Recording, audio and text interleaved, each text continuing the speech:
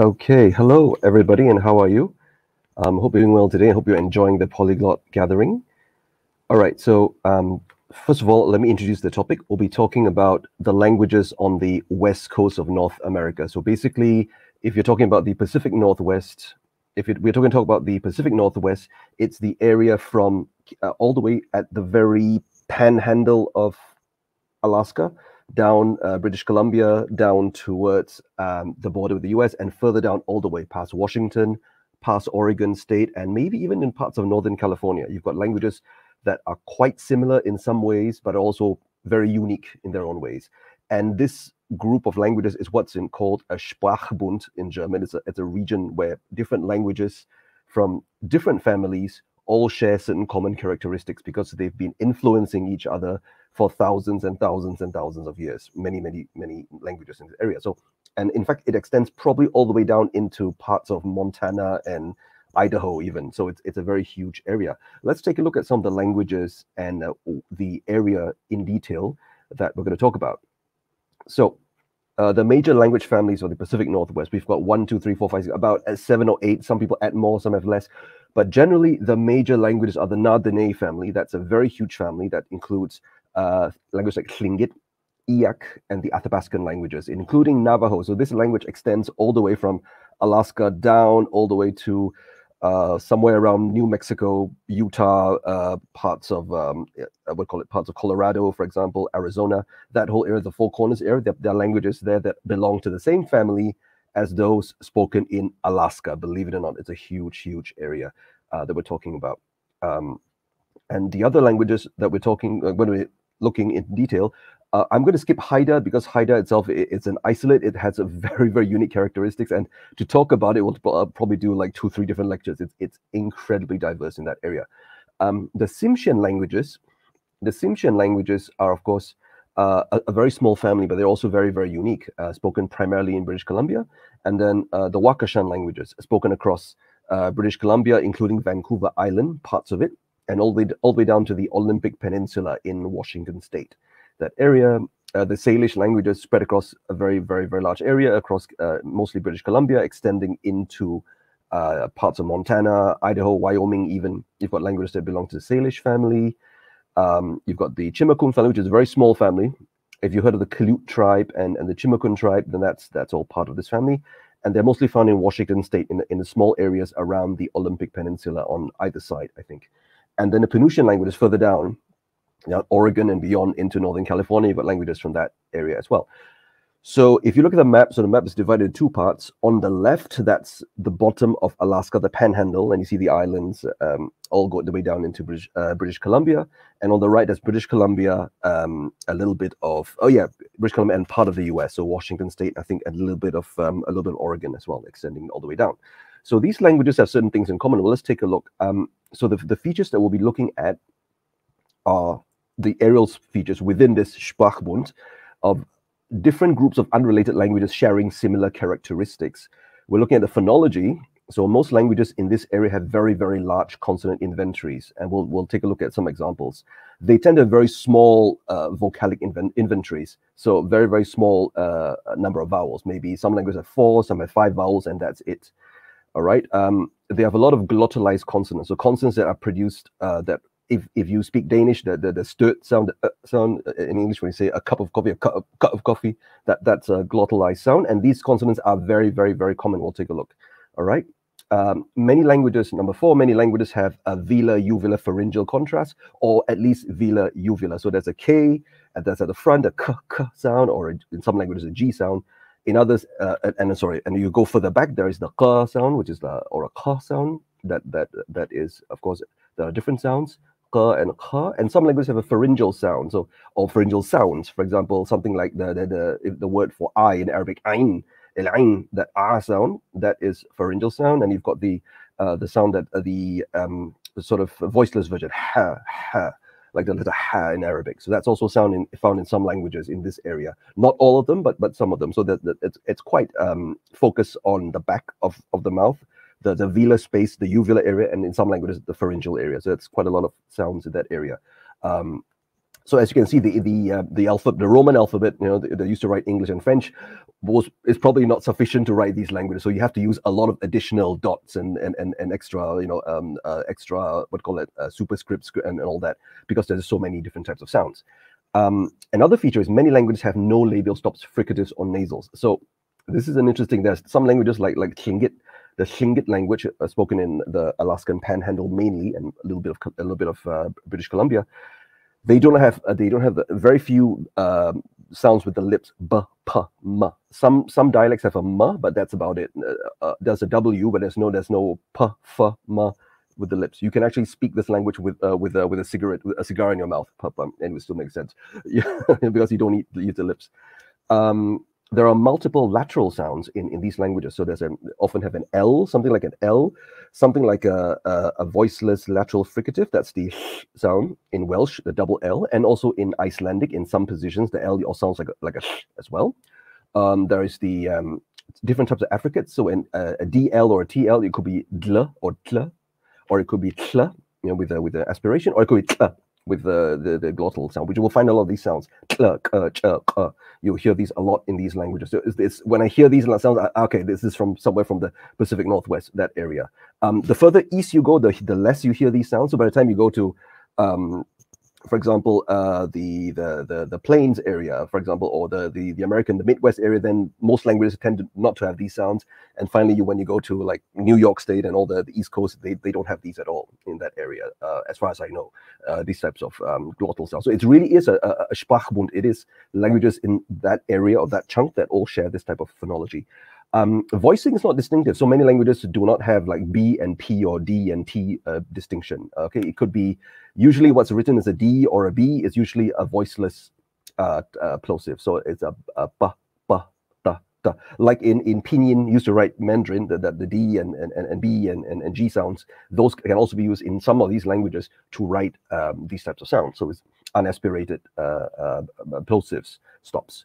You realize that, of course, these different languages all have different orthographies. There's no unified orthography because they're quite different from each other. So you often see in the following examples different types of spelling systems. So I'll just remind you that different languages have different spelling systems. So don't be surprised if one sound in one language is a totally different sound in another language, or it's slightly different. We'll look at it. Some languages have elaborate consonant clusters. We'll take a look at it.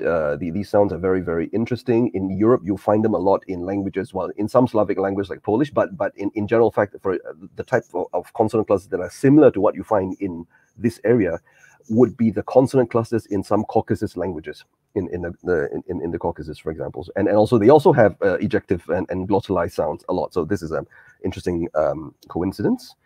And a few languages in this area have no nasal. So languages like Tuana, languages like Maka, and all that, they don't have sounds that use your nose. The m, n sounds, none at all. We'll take a look. All right. So let's move along. So this is the area we're talking about. This is the area. This area, if you look very, very closely. Sorry, I'm just going to go here. Yeah.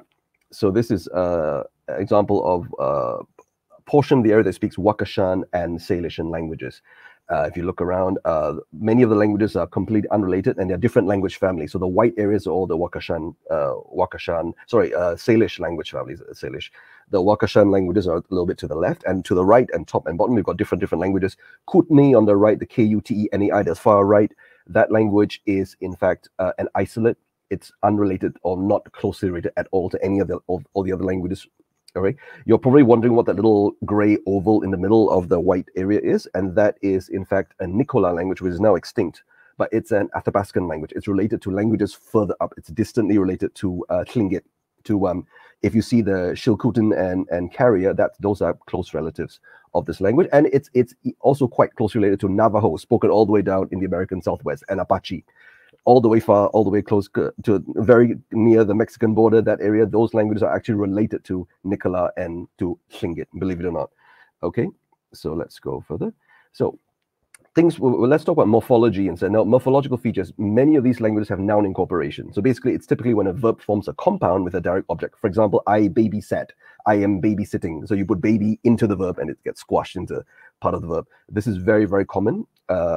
German has a lot of sometimes words like this as well. Fernsehen, you put the fern and you put and normally it's a noun. It can be an adjective or an adverb that gets attached to the verb. It becomes one compound, while still acting like a verb basically. Some languages have lexical suffixes or prefixes, so that's you basically put a small suffix or prefix to change the meaning of a word. But in these languages, the meaning is often quite complicated. Like a little suffix can mean in the hand, or in a house, or literally in a boat that you put by putting these little things, or to go hunting for something. You just put a little one syllable word and it becomes I'm going hunting for blah blah blah, and it's one verb. You can do that as well. I am eating something. That's just like one letter, one consonant in some languages. Reduplication is a feature. So if you're familiar with languages like Hawaiian, Maori, and Polynesian languages, there's something similar going on. Samoan has this as well. In some languages, the reduplication is used to show singular and plural. You normally, unlike say in Malay or Indonesian, you don't repeat the whole word. You say buku, buku, buku, book, and books. You might reduplicate part of the word, the first syllable or the second syllable, or and you do that. Okay, right, and then after that, you've got well-developed aspectual system. So the system is not tense-based like in English. It actually is more like probably closer to to Slavic languages. So there's something like perfective, imperfective, that kind of difference, rather than a past tense, present tense. We'll take a look at some examples. And most of these languages are agglutinative or polysynthetic even. So they combine a huge amount of information crammed inside one word, basically. We'll take a look. And this is actually a common feature throughout North America, and even down into South America. It's quite a common feature as well. So it's not just unique to the Pacific Northwest. Okay, let's move on to the next slide. All right, so if we'll look at some of these languages. So Tlingit, these are the statistics. So most of these languages are either seriously endangered or on the verge of extinction. But luckily, there are programs to help revive these languages, to revitalize them. And all these languages that I've listed down right here, yes. So these are some of the languages. There are lots and lots, and there are dozens of different languages in the whole area. But I'm just giving you some examples of what the situation is like. So like Tlingit, for example, about 200 native speakers, maybe more, in Alaska and parts of British Columbia and the Yukon, that's in Canada. Ditidat, Nitinat, or Ditidat. This is one of those languages that doesn't have any nasal sound. So when Canadian, English explorers and French explorers first encountered, they wrote down the letters with the name of the language with an N. But sometime in the 19th century, there was a sound shift, and everybody stopped pronouncing N and they started saying D instead. So it became Ditidat or Ditidat, as the language is called. So the N became a D, so you can still find the word N, the letter N, in some old documents, old Canadian documents, or written by English or French traders, fur trappers, and whalers. They still write it with an N, but it's a D now, actually, in the current language. Again, most of the languages have like below 200, below 100 speakers. Some have 10 speakers, or so it's not exactly a very what do you call it, healthy state of affairs, of the language. There's Halkomelem, Halkomelem, which is, or Halkomelem, which is many different dialects, 3 main dialects across. And Halkomelem was actually the original language of Vancouver City. At least one of the dialects. There are at least 3 dialects spread across Vancouver Island, and 2 on the mainland, 2 main dialects. And within each dialect group, each dialect is actually a dialect group. So within it, there are small variations between different villages and settlements. That's pretty normal in this area. It's very, very linguistically diverse in the whole area. The Okanagan language, okay, in Silchzen, it's again below 200 speakers, but yeah, we'll look at some examples of this. Nootka, Nucha, Nush, again below 200 speakers, different dialects, mostly on the west coast of Vancouver Island. We'll look at Nisga'a, or Nisga'a, is of course spoken in British Columbia. Again, it belongs to a completely different family, but again, it shows, as you can see, the phonology is quite similar across different languages, some things in common.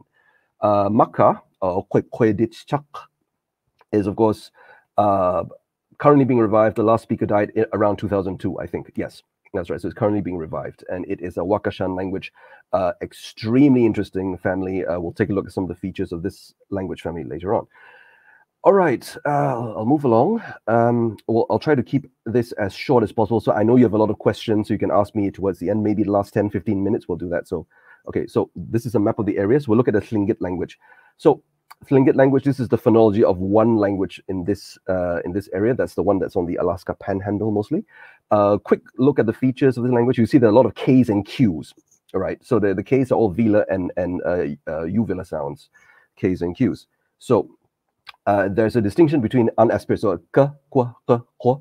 So k, kwa, k, and kwa versus k, kwa, k, and kwa.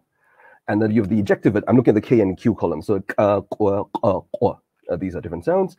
And one interesting feature of this language is they have actually, and I think it's unique to Tlingit, I've never seen a language that has this huge array of ejective sounds. Fricatives that are ejective. So the S, there's a normal S, like in English, there's a, which is a sound which you press up with your lips, which is the ejective S. That's a different sound.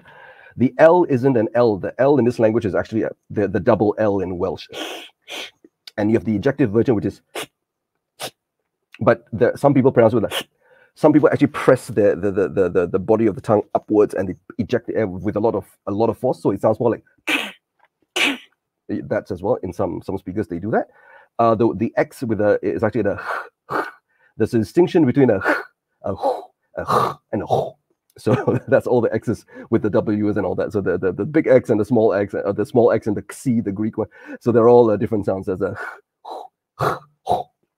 All right, and then you have the ejective version. Though the X is a, the ejective sounds more like, and then the with the W is a, and then the uvula is like a, and then finally the big X with the W is a, with that. So yeah, try practicing these sounds with me.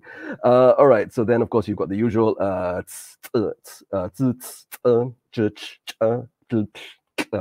sounds. All right. We'll move along and we'll look at some examples with words like, so with a flower. Okay, I forgot to mention that Tlingit is also a tone language. They've got high, low, and I think a little bit of rising and falling in some words, but mostly high and low tone. So slush, you can try saying with me. Slush is word for flower. Ook is a silver salmon, or ook. Some speakers will say it. And then the E, so the double E is just the way of spelling the long E sound. E or E, which means blanket. E. Seek, high tone. Seek is a belt. Eek is a black bear. Eek. And eek, okay, is smoke. Okay.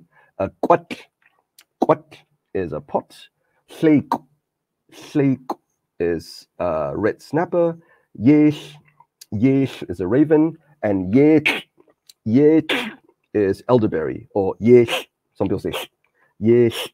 Elderberry. Try practicing. Yeah, give your tonsils and your throat a good workout.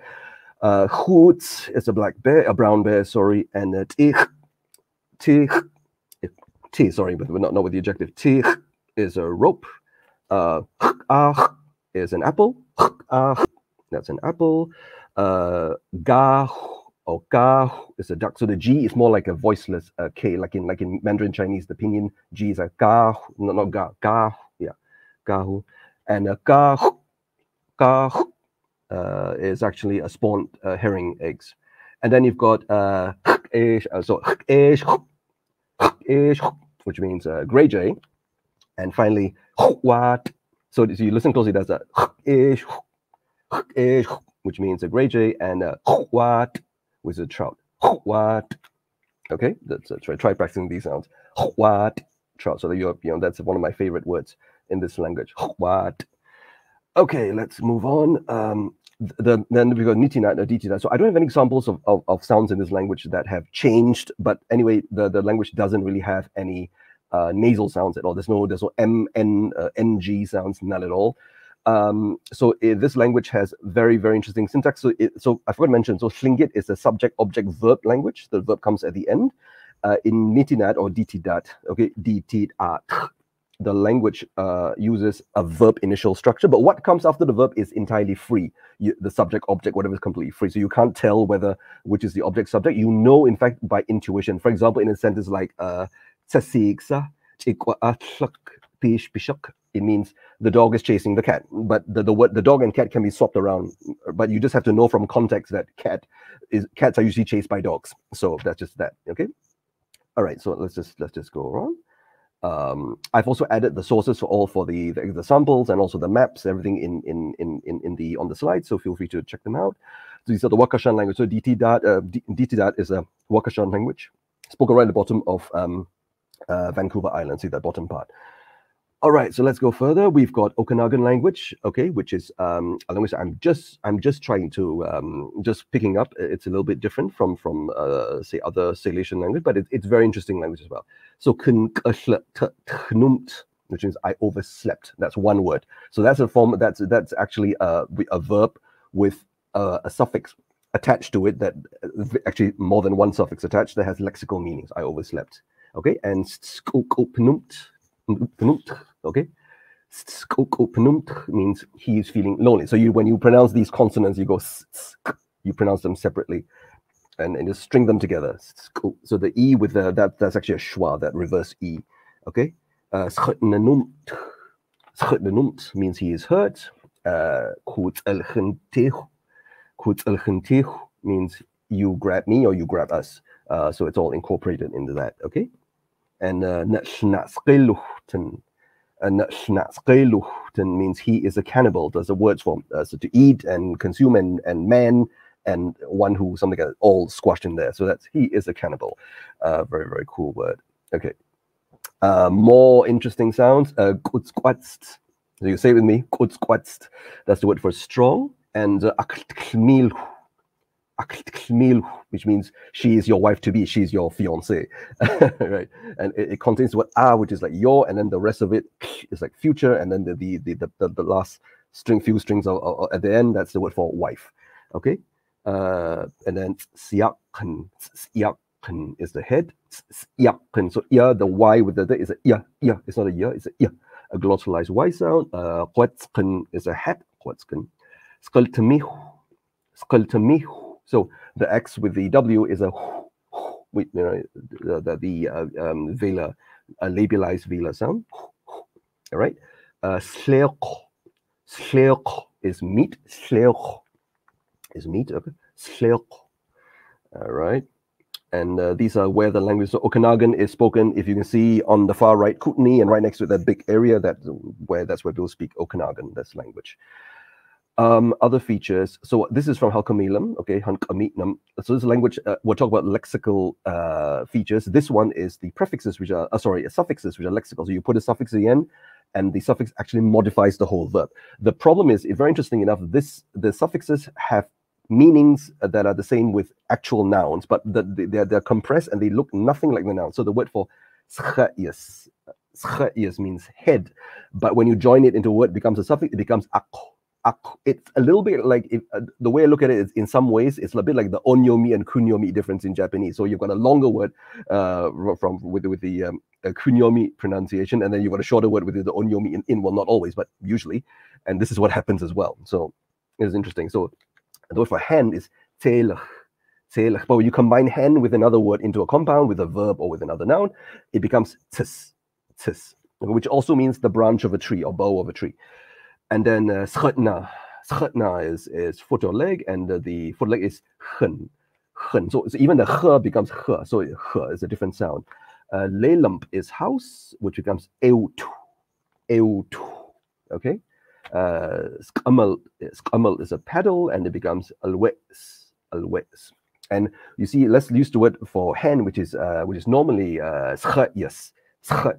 But when it becomes, sorry, not scha'ius, telech. I'm looking at the wrong word. Telech is hen, because all the examples have hen. That's right. Telech is hen, becomes tis. So tlittis is to cut one's hand. So they've got things. The word hlit means hand, but when you combine it, often the I becomes neutralized to an sound schwa usually. What else? Tltis is to paddle and switch your hand from one side to another. That contains the word for hand, and tl is to change, so change hands when you're paddling. You can guess that, of course, because of the geography, canoeing is a very, very, very common traditional mode of transport. People travel by boat or canoe all the time. And then nawaktsisten. This is a complicated one. It's got things like to enter, which is the verb, and then you add all the lexical suffixes. The word for head goes in, the hand goes in, and an instrument. So the instrument for inserting the head of your hand, which is the thumb, putting your thumb in the head of your hand. All right, so this, yeah. I'm sure you have a lot of questions. Let's wait a few more minutes and then we'll get to them, okay? Right, you can also, another feature is you can have verbalizing prefixes. You can put a prefix, like in Indonesian, in some ways you can change a noun into a verb and a verb into a noun. So you can put the word for watch, which is a watch. You can put in front, ʷact, which means to go and get a watch. So ʷact tsinse. ʷact tsinse means I will go and get a watch. So the tsin is I. So the verb in this language is also initial. It's verb, usually it's verb, subject, object, usually, but you can also change the subject, object, and invert it around. But the pronouns usually come after the main verb. So ʷact is now the verb and the object. The subject is tsin, I. I have a canoe. So this language has also an interesting marker. The E in this case is actually an auxiliary verb that shows that the action takes place somewhere near the speaker. So I have a canoe near me right now. Okay, if the canoe that I have it is somewhere far away, you have to say ni instead of e. So that change, it's somewhere outside my field of vision. Okay, so this language distinguishes things that are happening in your space and happening outside your space. Okay, and then qa is water. Qa is literally to consume water or to drink water. Tea from English, tea becomes tea, which is to drink tea. So tea is tea itself, and tea is to drink tea. That becomes a verb. And then tem, go for jam. Tem is the noun, and to change it in a verb, you add the tem, to eat jam. So basically that's how they form new words. And from verbs you can use in these languages, often nouns and verbs are interchangeable. You often either they have the exact same morphology, or you have to do small changes, add a prefix and suffix and all that. So yeah, we'll see that. Okay, Nootka, this is the language here. So it's ʷact. To hold a spear in the hand, that's one word. So you got the word for to spear, which is to spear, this action. But then when you add an instrument, all these things, they become, you can change it into a noun, you can change it into, extend it into a transitive verb, intransitive verb, all kinds of things. You can play with it, okay? The word for 10 is hayu. So H with a dot is hayu, but you can, of course, modify it into a verb. Hayu, ipa, hate, it's. The H with that's pharyngeal, ha. Hayu, ipa, hate, it's, which means to get 10 of something. And what it is the next word. So in this case, tlisash, which is a blanket. And ish, mutsmuhaq. Mutsmuhaq means bearskin. Okay, all right. So that's how they do it. And I don't have time to give you more examples. This is giving you an idea of how the language works. This language tends to be verb initial, so the verb comes at the front. Okay, these are where the language is spoken. Nootka is spoken all the way down on the west coast of Vancouver. There we go. And finally, we're looking at a language called Nisga'a. Nisga'a, which is a Tsimshian language, and it uses a lot of reduplication. So you've got nouns can be reduplicated. Verbs can also be reduplicated. It's an ergative language like Ba, so the verbs are conjugated based on the object, if it's transitive, on the object and not the subject. So zap is to make something, make one thing, and zip zap is to make many things. So the J in this language is a z, z. So this language has a distinction between the z and the t. So they've got the voice on one of the exceptions. Tak is to forget something, and tak is to forget many things. So the K in this language is very fronted. It's almost like a k, k sound. It's like a K with a soft sign in Russian. K, k, tak, and tak.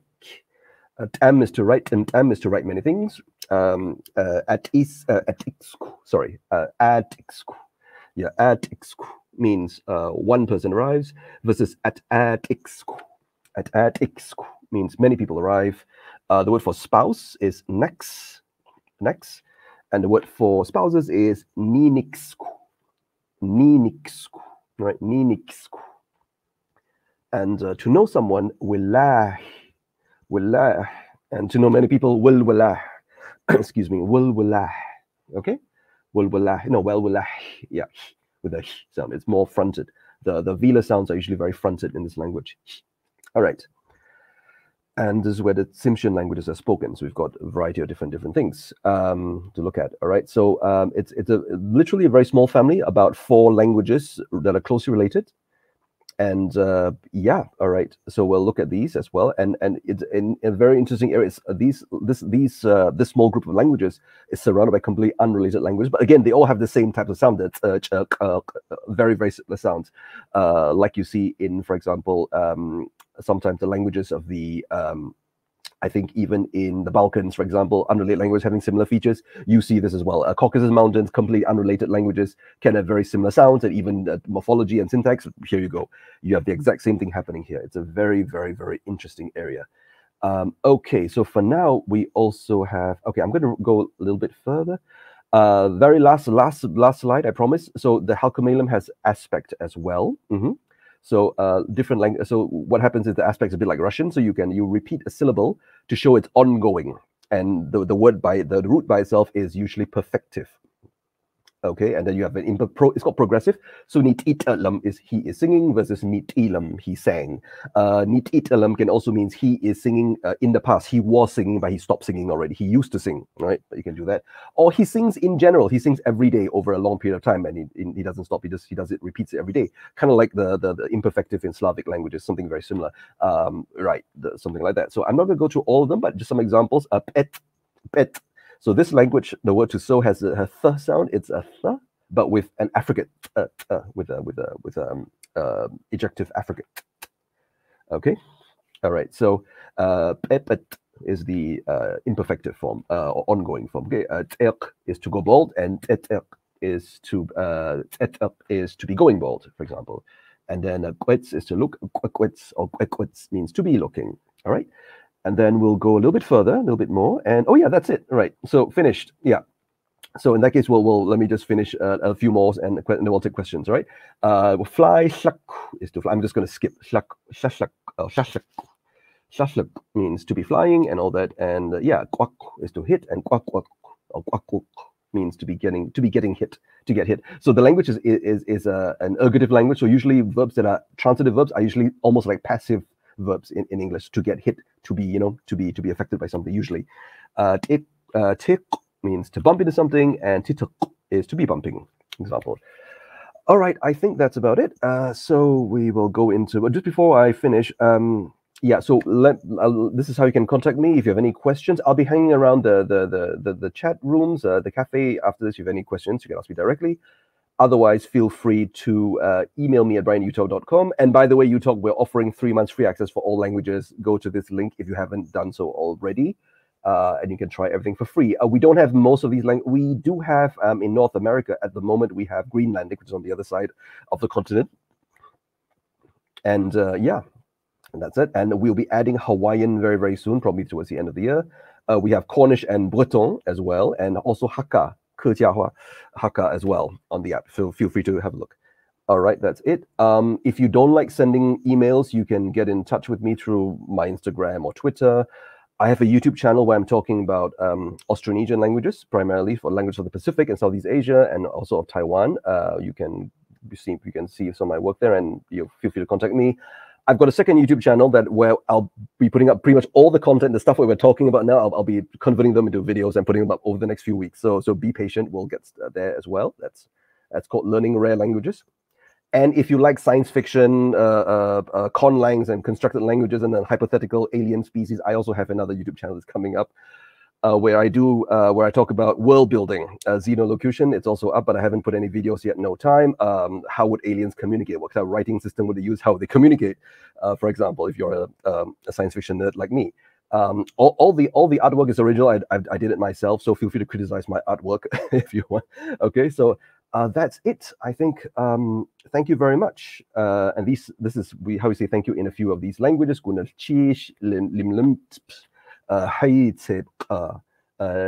Tleko, and I don't speak Tsimshian, so I can't pronounce the last one. But I think it's Toyaksi Nisimp.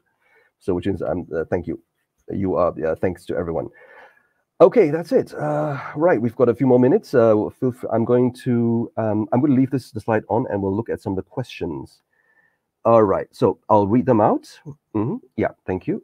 So I will read the question out. The first question is, are you actively learning any of these languages? And if so, how often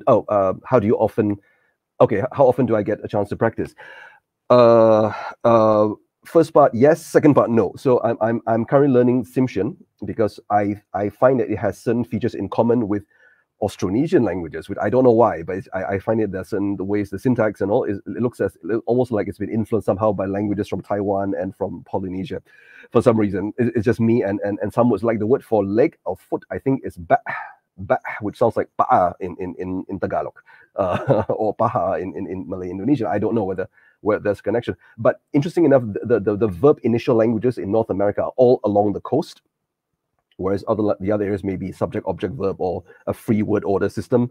So they it's all on the coast, where if you are sailing from Polynesia, that's where you would arrive. So who knows? We'll look at these later on. This is where I'm getting where it gets very interesting.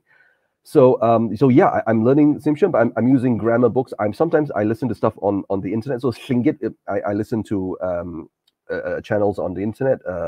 I think if you Google or if you look on YouTube, Tlingit language lessons and Tlingit pronunciation, you'll get a few videos. Often, they're often by people from different universities, like University of Alaska and other languages universities in Canada and the lower 49 in the US. They're also doing revitalization and having people actually speak and teach these classes. Native speakers, speak, enunciate, pronounce, and to guide learners as they go along. I hope that answers your question. So I don't get the chance to practice them at all. No, I don't. Yeah, unfortunately, no, not these languages. Second question. Are those lexical suffixes actually etymologically related to the nouns? Okay, hun and chena, but so yeah, good question. So the lexical suffixes are sometimes they're derived from the noun. You can tell that they've been shortened, but in most cases, no. And there's a lot of debate as where they came from. A lot of times, perhaps they came from other words that became generalized. For example, the word for hen is hen, but the lexical suffix can also be used to refer to the branch of a tree or anything that looks like a hen shaped. So maybe it was a separate words that got sort of merged together. And because the suffixes were a lot shorter, it's easier to join them into long compound words, because these languages make use of a lot of compounding, as you can see, a lot of noun incorporation, nouns, verbs get squashed together. So the shorter the syllable, the easier to put them in, to fit them in to the word, I think. Okay, third question. Thank you for the pension, Brian. Oh, you're most welcome. Thank you. A lot of fun. I've had a lot of fun with it. Have you heard anything about the current status of the Dene-Yeniseian proposal linking the Na-Dene family to the Ket language in Siberia? Yes, I have, and I actually believe it. I think it is true. That's my opinion. I don't know. So for those who are unfamiliar with this, so the languages that I mentioned, Tlingit, so not Haida, but and further to one side, there's a language called ʻact, which is in the process of being revitalized. I think the last native speaker passed away several years ago. ʻact, and all the languages down, many of them on the Athabascan languages. So languages like Chippewa, and further down you've got languages like what else? Sarsi, languages like one of the Umpqua languages down to Hupa, Cato on the California coast, and Apachean language, Mescalero, Chiricahua, Navajo, the wrong, and Navajo, not Nahuatl, Navajo, and the different Lipan Apache and Plains Apache. Those languages are all part of the same family that apparently originated somewhere in Alaska. But before they came to Alaska, very likely they came from Siberia. And there's a minority language in Russia called Ket, which is, I can't remember the exact, spoken somewhere along the northern part of the Yenisei River, which is different from the surrounding Turkic and Finno-Ugric and Samoyedic languages. Is completely different. And it seems to have shared certain characteristics with the Na-Dene languages, especially in terms of phonology and all this. So maybe they're related. I believe so. And I think genetically as well, they share a lot of genes with people from North America as well. I think genetically, something like that. So could be possible. It could be possible. Yeah, I think you're right.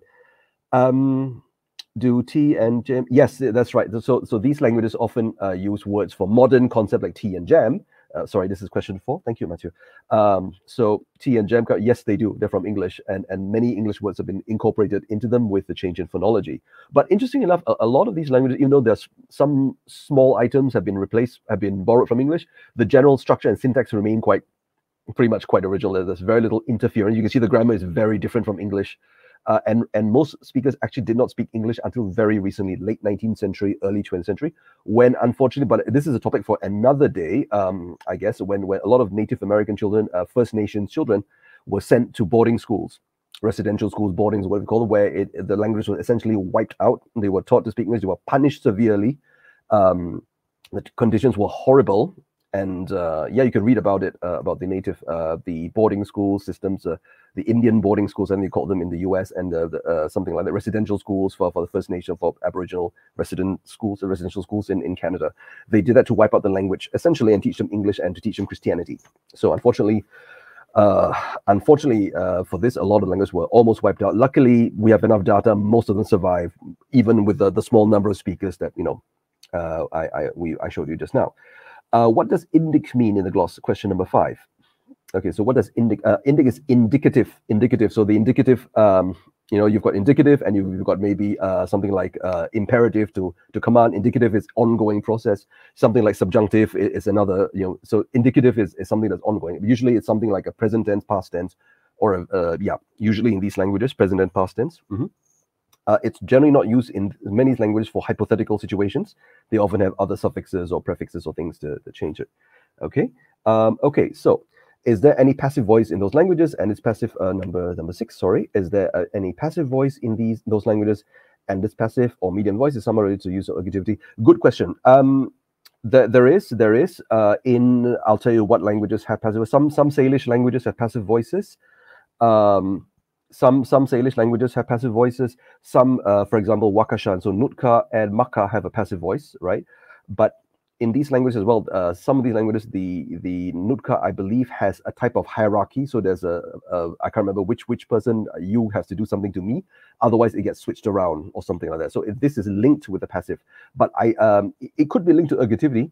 Again, I haven't studied this in detail, but generally I know that languages with a passive voice, generally they don't really function in an ergative way. But I'm interested. I'm looking at Tsimshian right now. I think they are very, very ergative, but they also, I think they have some kind of passive voice. So I will read up on that and probably know more about it in the coming months. Yeah. Okay. So I think that's it for me for now. Any other questions? I might wait for another 2-3 minutes.